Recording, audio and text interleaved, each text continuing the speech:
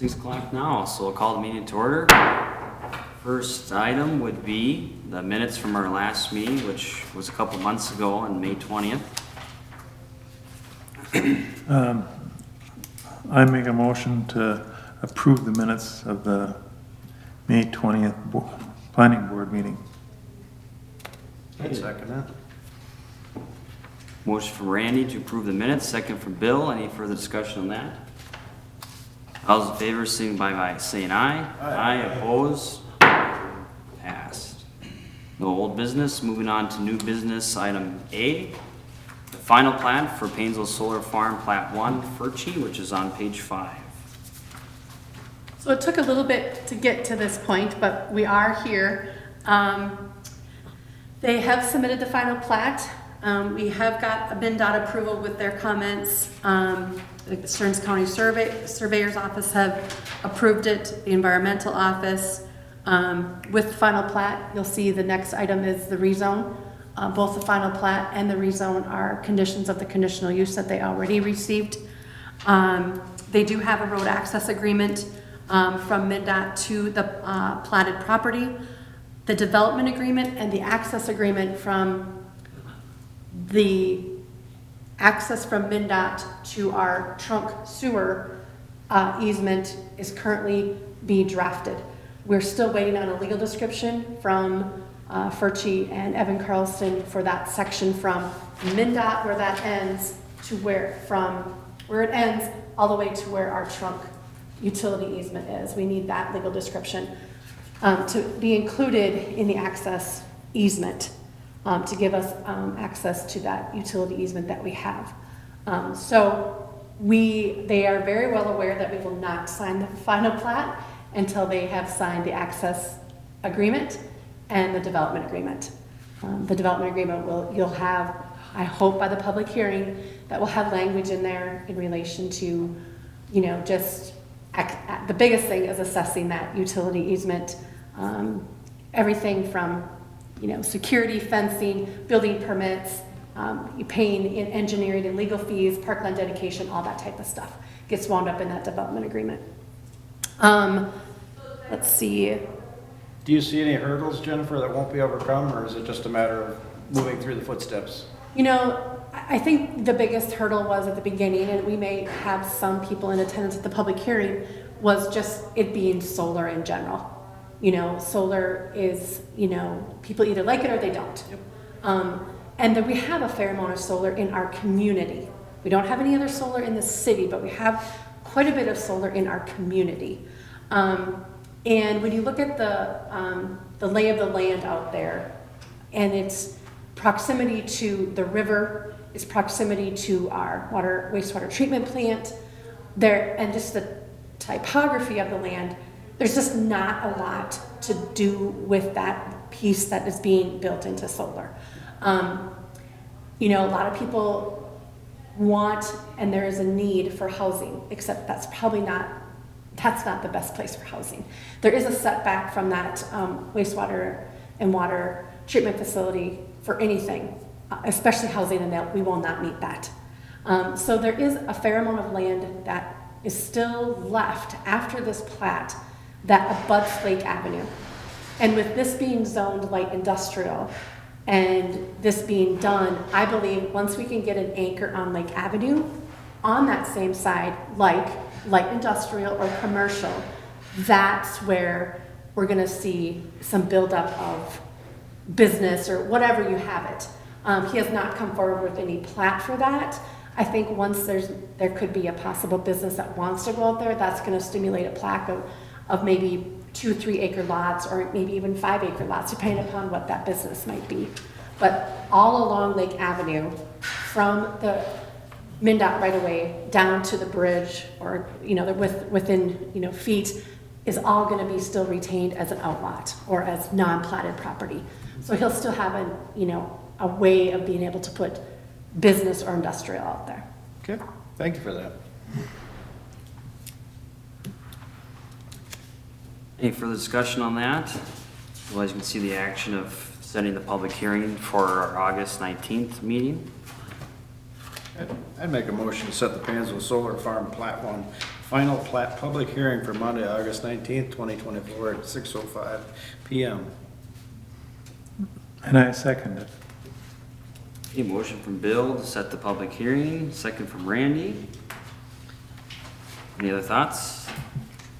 All those in favor, say aye. Aye. Opposed? Carried. Next item on page 14 is the rezoning of the Painesville Solar Farm Plat 1 to light industrial and setting that public hearing. Yeah, so, like I said, the conditions of the conditional use, was to plat and to rezone, because currently it is ag. And then, our ordinance outlines that if you're going to have a solar farm, it needs to be I-1 or I-2. It makes the most sense it would be I-1.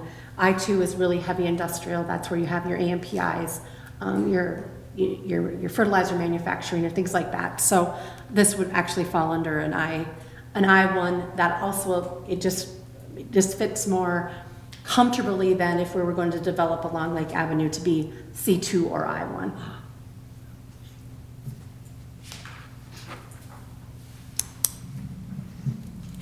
I didn't anticipate a lot of public input, so I just put 6:05 or 6:10. If we think that that's not, something that we're going to be able to meet, we're going to have to recess and reopen maybe a couple times, but otherwise we can back it off to 6:20, 6:30. I just didn't want to have to, be mindful of people's time, so. I think that's quite appropriate. We can always adjust. I'd make a motion, unless anybody else had any discussions. I'd make a motion to set the Painesville Solar Farm Plat 1 rezoning public hearing for Monday, August 19th, 2024 at 6:10 PM. I'll second. Motion from Bill to set the public hearing, second from Josh. Any other discussion on that? All those in favor signify by saying aye. Aye. Opposed? Carried. And just a note on that, it is one lot. There was some discussions a long time ago of having it 2 lots. It is one lot, but there'll be 2 different farms on it, and they're gonna have to figure that out once it's between the developers themselves. But it is one lot, and it will have 2 farms under 2 different entities on that lot. So one's gonna be First Sheet, and the other one's gonna be Evan Carlson?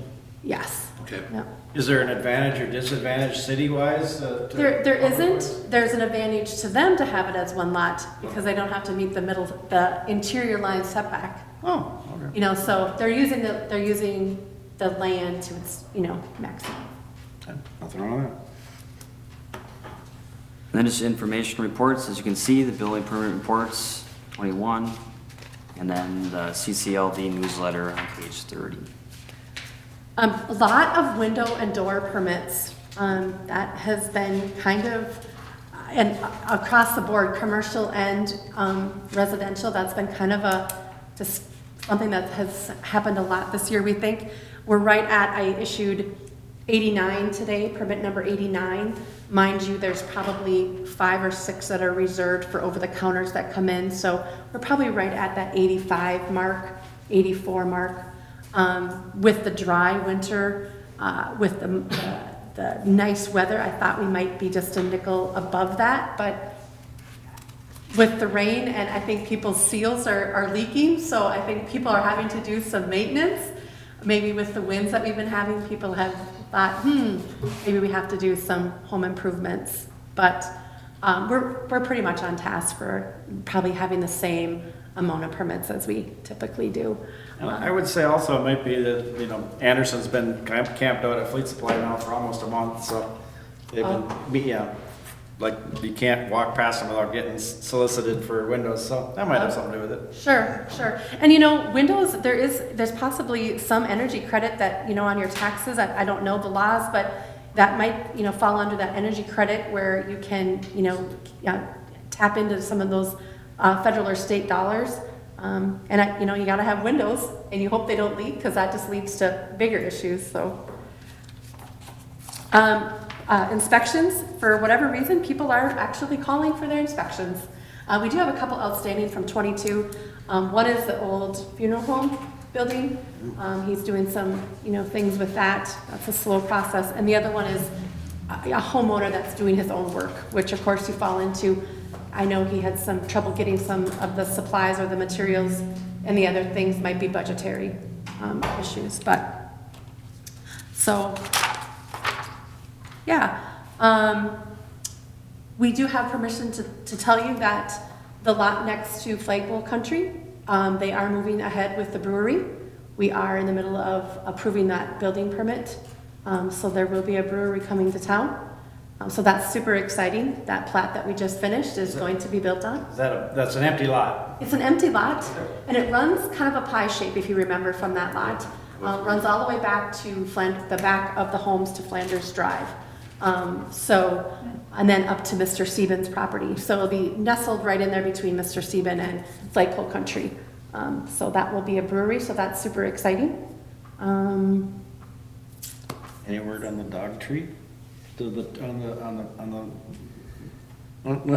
No, not yet. We're I'm trying to see curious. if legislators can help us with that one. All right, I was curious. I've had an influx, for whatever reason, of people wanting to build storage facilities and or personal storage garages on lots. So we'll see where some of those go, but I had another one today on a residential lot, and of course we have an ordinance that says a dwelling must be built first. They're no desire of putting a dwelling on, they just want to buy the lot for a big storage shed. So, and if they want to do that, then they have to look out it's a Into highway. the That's commercial, C, the C2. C2, yeah, I remember that. Yeah, so like, we have a couple between the dentistry and former Wimmer Landscaping. There's a couple up there. There is some talk on the parcel that lies just east of the new dentist that has the billboard on it. They got a conditional use for the billboard. There is some discussion to develop that lot. So that is hopefully gonna come down the pipe to get that developed. That's a small lot too, isn't it? It is, and it is triple-sided. Yeah. So it has some setback issues on there, and there's also a 25-foot utility easement that runs between the dentist and that. So they are Good spot for a actually, billboard. so they're actually four-sided at a 25-foot setback. So there's very minimal things that can go on that lot. So it's, you know, it's interesting placement and interesting design, and you have to get a little creative. So. Anything else? Sounds like we need an official motion for adjournment, or? I don't think so. You can just Need a adjourn. motion. Then we can adjourn the meeting. Thank you. Good to see everyone.